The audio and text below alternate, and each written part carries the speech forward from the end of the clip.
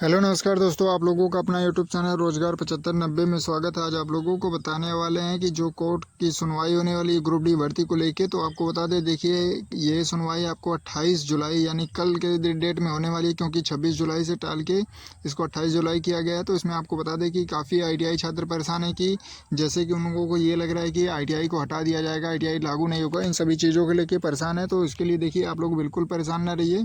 जो AITO संगठन है आपका, ऑल इंडिया जो तकनीकी संगठन है, जो आपके पूरे सपोर्ट में है, और यही एक संगठन है जो आपकी आवाज़ों को और आपकी समस्याओं को लेकर अभी तक ग्रुप डी में अकेले खड़ा है।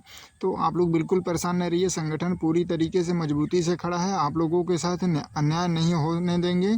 जब भी होगा तो आपका टेक्निकल पोस्ट पे ITI लागू ही होना है, इसलिए पूरी तरीके से संगठन मजबूती से है। आप लोगों को कोई टेंशन लेने की ज़रूरत नहीं। आप लोग एक चीज़ें ज़रूर करिएगा, क्योंकि देखिए इस वीडियो को ज़्यादा से ज़्यादा शेयर कर दीजिएगा, ताकि देखिए जो ITI छात्र हैं, अप्रेंटिस छात्र हैं, उनके लिए बहुत महत्वपूर्ण है। क्योंकि अगर ITI लागू होगा तो अप्रेंटिस का भी बेनिफिट होगा, क्योंकि ITI का मेरिट कम जाएगा।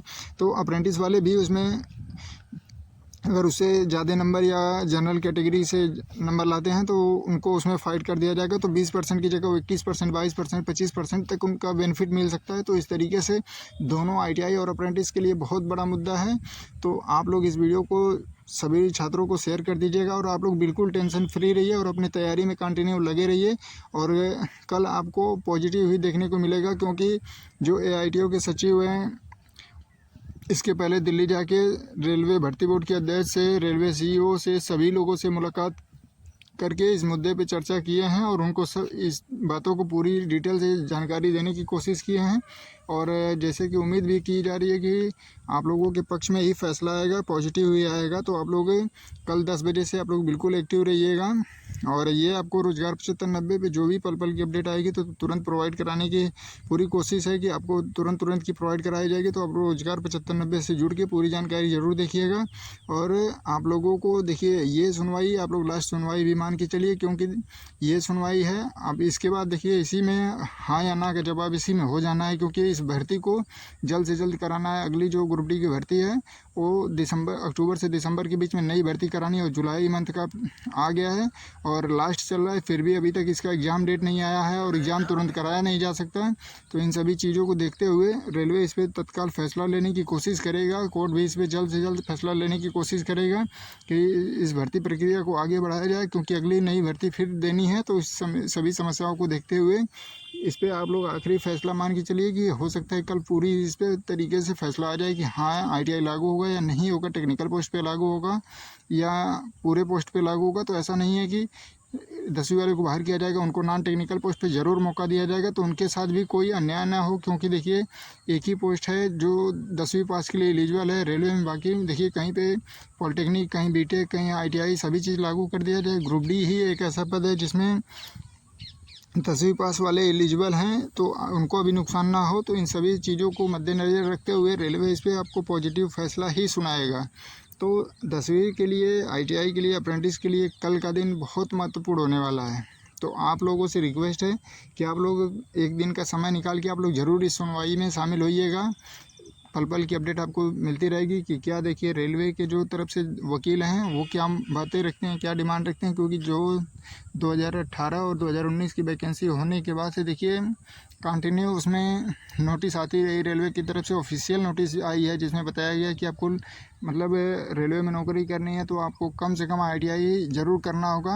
अगर जिनके पास ITI नहीं है वो रेलवे में एलिजिबल नहीं होंगे। तो इन सभी नोटिस के वजह से रेलवे काफ़ी पूरी तरीके से बंधा हुआ है, क्योंकि उसको नकार नहीं सकता। ऑफिशियल साइट पे उसके मौजूद है, ऑफिशियल नोटिस उन्होंने दिया था। तो आप लोगों को बिल्कुल डरने घबराने की ज़रूरत नहीं है, सभी का फैसला सभी के पक्ष में आएगा, ठीक है। और आप लोग तैयारी में कोई ढिलवाई ना करिए कि नहीं चलिए अगर 10वीं लागू हो जाएगा तो बाकी ITI वालों का कहाँ उसमें होने वाला है। तो ये सभी चीज़ें जो भी आपके दिमाग में चल रही हों तो आप इसको तुरंत बाहर कर दीजिए। आप लोग बिल्कुल टेंशन ना लीजिए। और आपको पता ही होगा कि आप लोगों ने 2 ढाई से 3 महीने लगभग हो गए ये डेट जब पड़ी थी, क्योंकि अप्रैल में ये डेट डाली गई थी और जुलाई में इसको सुनवाई को रखा गया था। तो लगभग 3 महीने ने आप वेट किया है, तो आपके पक्ष में ज़रूर फैसला आने वाला है। आप लोग बिल्कुल परेशान ना रहिए, ठीक है। और सबसे बड़ी समस्या है कि जो AITO की तरफ से वकील हैं आपके इस मुद्दे को दिल्ली हाई कोर्ट तक ले जाने की कोशिश की और इसमें देखिए कोर्ट है, दोनों लोगों को मद्देनज़र रखते हुए कि किसी छात्र का नुकसान ना हो, ऐसे फैसला आने वाला है। ठीक है, क्योंकि जल्द से जल्द प्रक्रिया करानी है। तो आप सभी छात्रों से निवेदन है, आप लोग कभी भी आपस में ना भिड़ें। और हम लोगों की एक ही उम्मीद है कि जैसे मान लीजिए रेलवे फैसला जो भी देता है तो उसमें टेक्निकल पोस्ट पे ITI कर दे, नॉन टेक्निकल पे 10वीं को कर दे और इस सीटों को ज़्यादा से ज़्यादा बढ़ा के जो जैसे 2025 की वैकेंसी है उसको 2024 की वैकेंसी में ऐड कर दे, ताकि सीटें भी बढ़ जाएंगी। तो उसमें टेक्निकल नॉन टेक्निकल दोनों के लिए काफ़ी अच्छी खासी सीटें हो जाएंगी, तो कंपटीशन कम हो जाएगा, जिससे आप लोगों का सिलेक्शन होना काफ़ी आसान हो जाएगा।